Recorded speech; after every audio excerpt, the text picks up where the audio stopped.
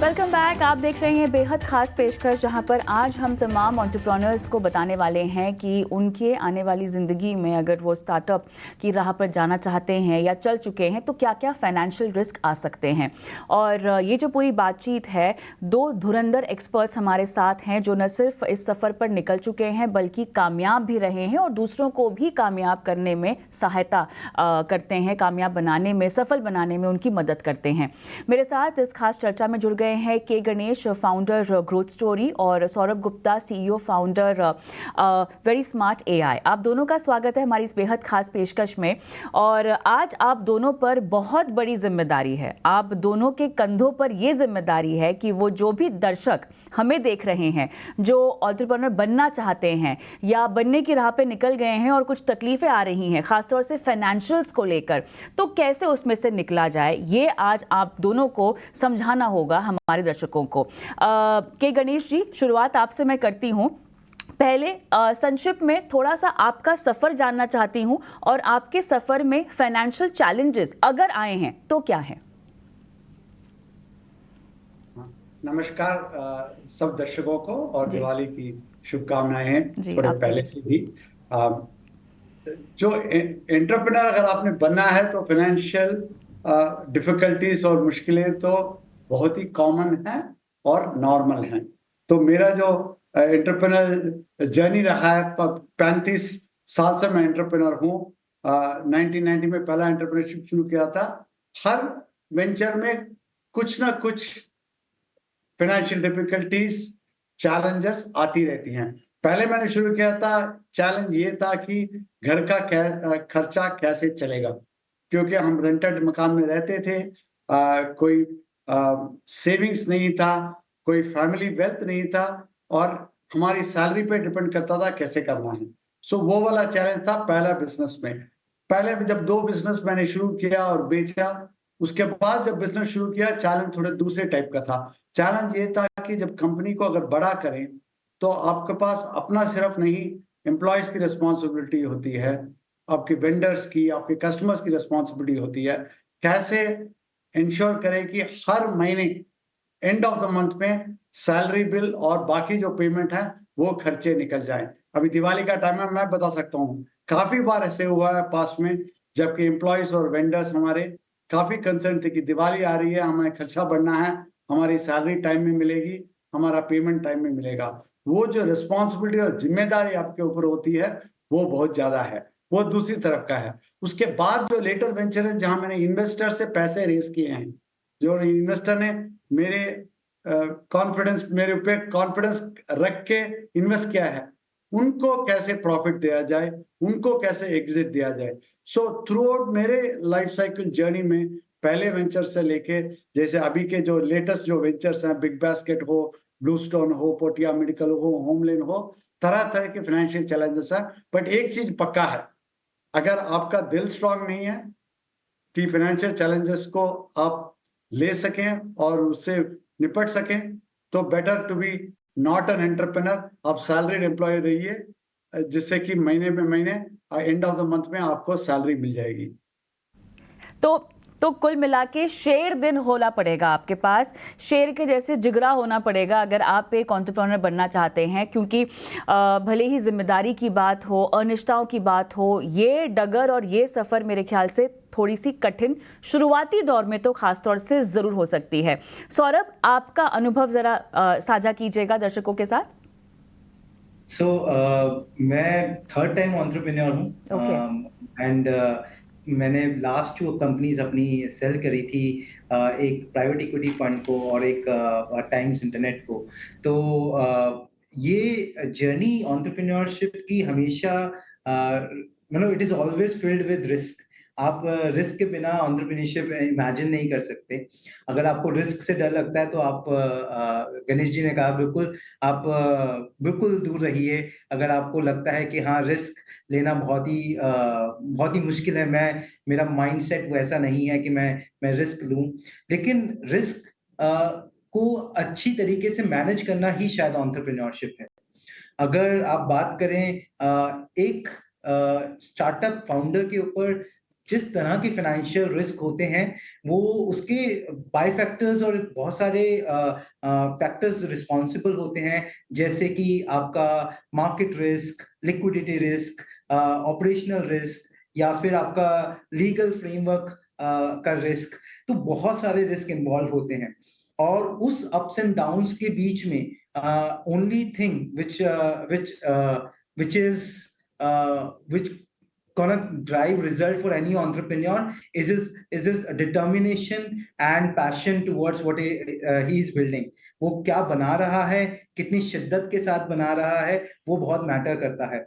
ये risk mitigate करने के लिए बहुत सारे तरीके होते हैं। हमने शायद अपने फर्स्ट वेंचर में वो तरीके उतने अच्छे तरीके से इम्प्लीमेंट नहीं करे, लेकिन जब हमने अपना सेकंड स्टार्टअप शुरू किया तब हमने वो रिस्क बेटर तरीके से इम्प्लीमेंट करे और उसकी रिजल्ट ऐसा रहा कि हमारे को फर्स्ट एक्विजिशन और सेकंड एक्विजिशन में हमें ऑलमोस्ट 7x का डिफरेंस आया in terms of acquisition size.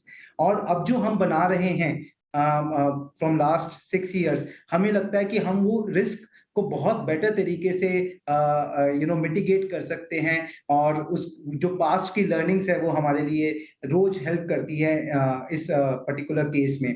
जैसे कि कंजर्वेटिव प्रोजेक्शन प्लान्स, आपके लीगल फ्रेमवर्क के रिस्क इन्वॉल्व जो होते हैं, कैसे आप प्रोसेस को ऑटोमेट करते हैं, आप अपने कंज्यूमर से you are able to closely work with your consumer to understand market adoption and आप प्रोडक्ट मार्केट फिट कितनी जल्दी बना सकते हैं, कैसे आप अपने वेंचर को स्केल कर सकते हैं। तो बहुत सारी चीजें ऐसी रही जो हमने रिस्क एपेटाइट अपना मिटिगेट किया एज एन एंटरप्रेन्योर। तो जितनी बातें आपने की हैं सौरभ, उसको हम चरणबद्ध तरीके से आगे लेके जाते हैं और कि गणेश सर, आप सब सवाल मेरा ये है, आज के एंटरप्रेन्योर्स और अगर मैं कुछ 5-6 साल पहले के एंटरप्रेन्योर्स को कंपेयर करना चाहूँ तो स्थिति बहुत बदली है। इस पूरे इकोसिस्टम में हमने बहुत बदलाव देखे हैं, इंडिविजुअल लेवल पर, सोसाइटी के लेवल पर, सरकार के लेवल पर, राज्य सरकारों के लेवल पर हमने बहुत सारा काम होता हुआ देखा है। काफ़ी ज़्यादा प्रोत्साहन सभी जगह से मिल रहा है। आजकल मेरे ख्याल से स्टार्टअप में कह दो अगर आप काम करते हो तो उसको काफ़ी कूल समझा जाता है, उसको काफ़ी इज्जत भरी नज़रों से देखा जाता है। एज कंपेयर टू 5 साल पहले अगर कोई बोलता कि मैं स्टार्टअप में काम कर रहा हूं तो लोग बोलेंगे यार तू देख ले तेरा भविष्य सुरक्षित है या नहीं, थोड़ा सा सोच समझ कर ही आगे बढ़ना। तो वो स्थिति जो है वो बदल गई है पूरी तरह से, लेकिन फिर भी जोखिम नहीं बदला है। तो आप बताइए हमें कि पूरी जर्नी में वो कौन कौन से फेजेस होते हैं जहां अलग अलग तरह के रिस्क आते हैं। बात फाइनेंशियल रिस्क की ही हो रही है, लेकिन जब शुरुआत कर रहे हो तब थोड़ा सा अलग रहता है रिस्क का लेवल। मीडियम जर्नी आपकी हो जाए तब क्या रिस्क रहता है। तो फेजेस ऑफ रिस्क आपकी जर्नी में क्या क्या आ सकते हैं, जरा वो बताइए। तो ना आपने ठीक बताया, क्योंकि अगर जब हम पहले शुरू करते हैं तो टीम साइज बहुत कम होता है। आप एक्सपेरिमेंट कर रहे होते हैं, आप देख रहे होते हैं हमारा प्रोडक्ट आइडिया एक्सेप्टेबल है, मार्केट में चलेगा नहीं चलेगा। उसमें जो आपकी टोटल इन्वेस्टमेंट होती है कम होती है और नंबर ऑफ एम्प्लॉयज भी कम होते हैं। तो इस पे क्या होता है कि फेलियर का चांसेस ज्यादा होते हैं, लेकिन फेलियर का इम्पैक्ट भी कम रहता है। आपने पैसे डाले हैं तो आपका पैसा तो जाएगा, आपका टाइम थोड़ा वेस्ट हुआ है, लेकिन उससे ज्यादा इम्पैक्ट नहीं होता है। सो इस स्टेज में आपने ये देखना है कि ये जो इनिशियल फेस है, एक्सपेरिमेंट फेस कहें, अर्ली स्टेज स्टार्टअप फेस कहें, उसमें अगर आप 6 महीने या 12 महीने डिपेंडिंग ऑन द बिजनेस करें, उसको आप कैसे चला पाएंगे। आपके पास इतना सेविंग्स हैं, इतना कैपेसिटी है टॉलरेट करने की, ये 6-12 महीने कुछ भी पैसा नहीं निकाला, इनफैक्ट थोड़ा पैसा बिजनेस में ही गया, तो आप अपने आप को, आपके फैमिली को, आपके जो भी बिजनेस में खर्चे हैं उसको सस्टेन कर पाएंगे। तो इसको कहते हैं पहले जो सीड कैपिटल है 6 महीने 12 महीने का, आप उसको इकट्ठा कीजिए। इंश्योर कीजिए कि कुछ भी नहीं मिलेगा 6-12 महीने में, मैं लाइफ को कैसे चलाऊंगा, पर्सनल लाइफ में और कंपनी लाइफ में। तो सीड कैपिटल, इनिशियल कैपिटल जो है वो आपको कलेक्ट करके रखना है, क्योंकि इस टाइम में आपको बाहर से डेट नहीं मिलेगा, बाहर से पैसा रेस करना मुश्किल होगा, आप जाके रेस नहीं कर पाएंगे। ये एक स्टेज 1 अर्ली स्टेज बताता हूँ। दूसरा नेक्स्ट स्टेज जब है, जब ये प्रूव हो गया कि आपका प्रोडक्ट चल रहा है, उसके लिए डिमांड है, जैसे बताया गया प्रोडक्ट मार्केट फिट है, तब आप और एम्प्लॉयज को रिक्रूट करेंगे, आपको मार्केटिंग के लिए पैसे चाहिए होंगे, अब आपको सीरियसली थोड़ा बिजनेस चाहिए होगा। इस विषय में आज के दिन में कंपेयर टू 10 साल पहले या 20 साल पहले बहुत से अपॉर्चुनिटीज हैं। आप देखिए पूरा इकोसिस्टम स्टार्टअप का बन गया है। आपके पास एंजल इन्वेस्टर्स हैं, आपके पास एक्सेलरेटर्स, इंक्यूबेटर्स हैं, गवर्नमेंट ऑफ इंडिया का सपोर्ट करती है, ग्रांट्स हैं, वेंचर कैपिटल इन्वेस्टमेंट है, काफी तरह के रिस्क कैपिटल इन्वेस्टर, छोटे से छोटे एंजल इन्वेस्टर से लेके बड़े से बड़े वेंचर कैपिटल और प्राइवेट इक्विटी इन्वेस्टर्स हैं। इस स्टेज में, सेकंड स्टेज में आपका रिस्क जो है कि मुझे कंपनी को बड़ा करने के लिए रिस्क कैपिटल चाहिए, वो मैं कहां से मैं उठाऊंगा। इसलिए आपको पहले जो फर्स्ट स्टेज में आपको प्रिपेयर करके इस स्टेज में इनको जाके आपको अप्रोच करना पड़ेगा, मीट करना पड़ेगा, जिससे कि आप 1 करोड़, 2 करोड़, 5 करोड़, 10 करोड़, 20 करोड़ आप ये रिस्क कैपिटल इन्वेस्टर से इन्वेस्ट कर सके। ये जो इन्वेस्टर हैं वो आपकी इक्विटी लेंगे, डेट नहीं, इक्विटी लेंगे, थोड़ा पैसे देंगे, जिससे आपको third stage, next stage, growth stage में जा सके। इस स्टेज का क्या रिस्क है कि आपका पैसा खत्म हो जाएगा, आप ये रिस्क कैपिटल रेस कर नहीं पाए तो कंपनी बंद होने के चांस है, इसलिए इस स्टेज में पूरा ही करना। थर्ड स्टेज जो है वो प्योर ग्रोथ स्टेज का है। आपने फर्स्ट स्टेज कर लिया है, second stage risk capital race कर लिया है, थर्ड स्टेज में आपने ग्रो करना है। यहां पे आपको जो मेन रिस्क है, कैसे आपको कंपनी को स्केल करें, कैसे मैनेजमेंट टीम को बड़ा करें, कैसे सिस्टम्स और प्रोसेस डालें, जिससे कि आप पहले 0 to 1 गए, फिर 1 to 10 गए, इस स्टेज में आप 10 से 100 जाना, तब कैसे स्केल्स कर सके। सो आपका ऑर्गेनाइजेशन स्ट्रक्चर, आपका डीएनए, आपका सिस्टम और प्रोसेस, आपका टेक्नोलॉजी, आपका मैनेजमेंट, सब कुछ स्ट्रेंथ करना पड़ेगा। ओके राइट, ये मैंने डिस्टिंक्टली 3 चीज स्टेजेस देखी है कंपनी के लेवल में। पर्सनल लेवल में एक चीज आपको याद रखना होगा कि एंटरप्रेन्योरशिप जो है काफी हाई रिवॉर्ड देती है, लेकिन हाई रिस्क भी है। जो भी मैं कह रहा हूं ये स्मूथ जर्नी है, कभी भी स्मूथ नहीं होता, हमेशा up and down, up and down, up and down होता है। जैसे आपने अभी देखा होगा जो कंपनीज जहां 22 बिलियन की वैल्यूएशन थी बाइजू की, अभी बहुत कम हो गई है। चैलेंजेस हैं, कंपनी लाइक डेंजो है जो बहुत बड़ी बनी थी, रिलायंस ने इन्वेस्ट किया था, थर्ड स्टेज तक पहुंच गई थी, अभी शट डाउन कर रही है। तो ये सब होते हैं। तो आपको पर्सनली क्या करना होगा कि आपके फैमिली अफेक्ट ना हो, आपकी मेंटल हेल्थ अफेक्ट ना हो, आपकी हेल्थ अफेक्ट ना हो, आपकी इंश्योरेंस पॉलिसीज अच्छे हो। So lot of things जो पर्सनल लेवल में आपको करना होगा हर स्टेज में to protect the entrepreneurs family और उसका मेंटल रिस्क। सो ये मैं 2 चीजें बताना चाहूंगा। 1, personal side managing through all the 3 stages, and दूसरा कंपनी को मैनेज करना, एम्प्लॉयज को, कस्टमर्स को, वेंडर्स को मैनेज करना थ्रू ऑल द 3 स्टेज, क्योंकि हर स्टेज में आपकी रिस्पॉन्सिबिलिटी इंक्रीज होती जाती है। थर्ड स्टेज में देखिए आपके 5,000, 6,000, 10,000 एम्प्लॉइज होंगे, सिर्फ आपका प्रॉब्लम नहीं है। बिल्कुल। अगर आप सैलरी डिले कर देते हैं इस महीना, 10,000 फैमिली की दिवाली की सेलिब्रेशंस आपको अफेक्ट करेंगी। हाँ। So ये चीज बिल्कुल बिल्कुल। सौरभ, इसी बात को आगे बढ़ाते हुए थोड़ा सा पर्सनल एस्पेक्ट पर मैं चाहती हूँ कि हम ज़्यादा गाइड करें, बिकॉज होता ये है कि जब तक आप एक नौकरी कर रहे होते हो तो आप टाइम बाउंड होते हो, आप एक निर्धारित समय पर ऑफिस आते हो और उसके बाद आप घर चले जाते हो। लेकिन अगर आप खुद का कोई कारोबार कर रहे हो, व्यवसाय आप शुरू कर रहे हो, तो वो ही आपके लिए, वो आप ही का होता है। सो आप पूरा दिन काम करते हैं, आप सभी तरह के अपने सोर्सेज एग्जॉस्ट कर लेते हैं। फाइनेंशियल्स को कैसे अलग रखें, बहुत इंपॉर्टेंट बातें कि गणेश जी ने भी हाईलाइट की हैं कि फेजेस में कहाँ कहाँ रिस्क आता है, और पर्सनल प्रोफेशनल आपको दोनों रिस्क को मैनेज करना होगा। पर्सनल को मैनेज करने का क्या तरीका है, कैसे पहले ये सुनिश्चित कर लें कि जॉब में या मेरे स्टार्टअप में जो कुछ भी हो, वहाँ पे जो भी फाइनेंशियल क्राइसिस हो या रिस्क आए, मेरे पर्सनल फाइनेंशियल्स पे उसका असर ना हो। ये दोनों में जो डिफरेंस है, जो तालमेल अगर कह सके, वो कैसे बिठाया जाए?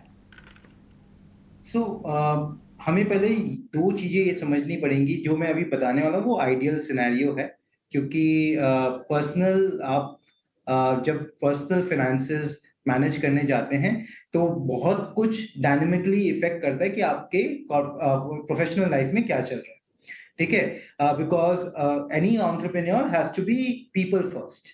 ठीक है? मतलब वो अपने टीम का पहले सोचेगा, अपने वेंडर्स का पहले सोचेगा या अपने कस्टमर्स का पहले सोचेगा, that's how the things are. लेकिन अपने पर्सनल फाइनेंशियल रिस्क को मिटिगेट करना बहुत ज़रूरी है, क्योंकि आप तभी अपनी 100% एनर्जी अपने प्रोडक्ट बिल्डिंग को, अपने ग्रोथ को, अपने कस्टमर्स को दे सकते हैं। उसके लिए बहुत सिंपल है कि आपके लिए 3 या 4 एवेन्यूज़ आपने बहुत सिंपल स्ट्रैटेजाइज़ या मैनेज कर रखे हैं। एक, आप अगर the kind of lifestyle you are bringing on table, तो उसके हिसाब से क्या आपके पास कम से कम खुद के लिए 1 साल का बेसिक लाइफ़स्टाइल का फंड आपके सेविंग्स अकाउंट में या आपके इमरजेंसी फंड्स में अवेलेबल होना चाहिए। क्योंकि अगर आप मेंटली डिवोटेड हैं अपने स्टार्टअप को बिल्ड करने के लिए, और अगर उसके साथ-साथ आपके पास एक पर्सनल रिस्क भी इन्वॉल्व होगा, तो कहीं न कहीं आपका बैलेंस आउट होगा, एंड ये भी हो सकता है कि पर्सनल ऑब्लिगेशंस की वजह से आपको अपना स्टार्टअप भी छोड़ना पड़े। जो कि बहुत केसेस में शुरू के स्टेजेस में, जब आप सीड या प्री ए सीरीज राउंड की बात करते हैं किसी एक स्टार्टअप इन्वेस्टमेंट में, उससे पहले बहुत सारे फाउंडर्स उस स्टेज पे बैकआउट कर देते हैं, क्योंकि उनके पास अपने पर्सनल वेल्थ को मैनेज करने के लिए राइट रिसोर्सेज नहीं होते। दूसरा इंपॉर्टेंट चीज जो एक स्टार्टअप फाउंडर को करना चाहिए, to have sufficient money for at least, they do not put have some investment in your shares or in certain mutual funds, and third important thing, have insurance for yourself in terms of जो आपको financial, आपकी family को एक financial independence दे सकता है। ये कुछ important चीजें जो है एक फाउंडर को पहले प्लान करके रखनी चाहिए, और अपने इमरजेंसी फंड्स या अपने पर्सनल इन्वेस्टमेंट को बिल्कुल, चाहे वो छोटे-छोटे अमाउंट में करिए। क्या आप you start as small as 10,000 rupees a month, और उसको आप स्केल कीजिए एज़ यू ग्रो। लेकिन वो माइंडसेट होना कि अपनी पर्सनल फाइनेंसिंग को, मैं कोई भी रिस्क को मिटिगेट करूं, वो शायद डे 1 से इम्पोर्टेंट है किसी भी फाउंडर के लिए, to have more invested interest in building his own company. चलिए, मेरे ख्याल से इस पूरे मुद्दे पर समय कम पड़ सकता है, लेकिन सवाल हमारे पास बहुत सारे हैं, क्योंकि बहुत सारे ऐसे पहलू हैं जो कि एक एंटरप्रेन्योर की फाइनेंशियल लाइफ को अफेक्ट कर सकते हैं। लेकिन मेरा समय समाप्त हुआ है। आप दोनों का बहुत बहुत धन्यवाद, आपने समय निकाला, और जितनी भी हमने बातचीत की उसमें दर्शकों के लिए एक बहुत बेहतरीन टेक अवेज और एक प्लान के तौर पर जो कदम उनको उठाने चाहिए उस पर आपने मार्गदर्शन किया। धन्यवाद आपका। चलिए, इसी के साथ मुझे भी आज की इस खास पेशकश में इजाज़त दें, और बाकी तमाम खबरों के लिए बने रहिए हमारे साथ। नमस्कार।